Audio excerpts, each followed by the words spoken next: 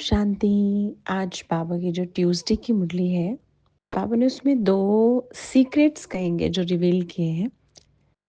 पहली बात बाबा ने बताई है कि जब भी कोई कर्म करना है तो अपने स्वरूप मतलब मैं कौन हूँ, इस स्वरूप में और ज्ञानी या समझदार बनकर कोई कर्म करना है।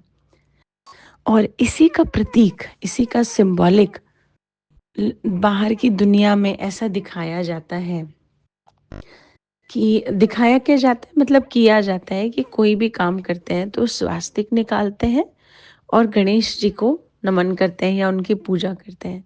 तो बाबा ने बताया स्वास्तिक का मतलब है स्व में स्थित होना। स्व अस्ति, स्व में स्थित होना मतलब कोई भी कर्म करने से पहले अपने संकल्प को पक्का करना है कि मैं कौन हूँ।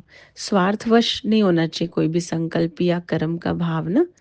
और फिर ज्ञान स्वरूप बनकर करना, यानी आगे पीछे का सोच समझ कर कोई कर्म करना, दूर की सोचना, उसका रिजल्ट दूर तक सोच कर करना, इसको हम कहेंगे गणेश समान नॉलेजफुल या समझदार। तो कोई भी काम हम करते हैं, अब जैसे किसी व्यक्ति ने हमें कुछ सुना दिया या कुछ कह दिया, अब हम एकदम से रिएक्ट कर रहे हैं, पर हम भूल रहे हैं कि उसका आगे का रिजल्ट क्या होगा। या फिर हमें कोई चीज़ बहुत अच्छी लग रही है, अब हम उसके पीछे लग गए, अभी ही ऐसे ही चाहिए ही चाहिए। उसका लॉन्ग टर्म रिजल्ट हमने समझा ही नहीं, ना उसके बारे में कुछ सोचा, ना किसी से डिस्कस किया, बस लेना है मतलब लेना है और फिर बाद में पछता रहे हैं। तो ये तो बहुत छोटे-छोटे से एग्जाम्पल्स हैं, बहुत गहरी बातों के लिए भी बाबा की ये 2 बातें याद रखनी है कि स्वास्तिक बनाना है और गणेश जी को नमन करना है। इसको फिज़िकली करने की ज़रूरत नहीं है, पर अंदर से बाबा ने बोला स्व में स्थित होकर ज्ञान की समझदारी रखकर फिर कर्म करना है।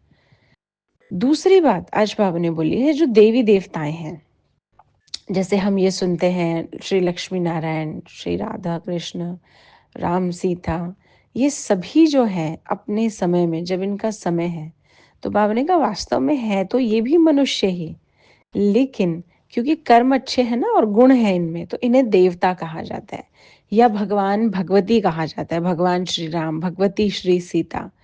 पर बाबा ने इसमें एक बात कही, कहते हैं ना जैसा राजा वैसी प्रजा। तो अगर राजा को भगवान भगवती कहा जा रहा है तो प्रजा को भी यही समझना पड़ेगा। इसलिए बाबा ने कहा उन्हें देवी देवता कह दिया जाता है, ताकि सभी को देवी देवता कहा जा सके, क्योंकि भगवान तो इतने सारे नहीं हो सकते, भगवान तो एक ही है। तो ये बाबा ने एक बड़ी अच्छी भक्ति की बात हमें क्लियर करके दी है, आप में से जिनको भी क्लियर हो पाई हो। तो ये है आज की मुरली। ओम शांति।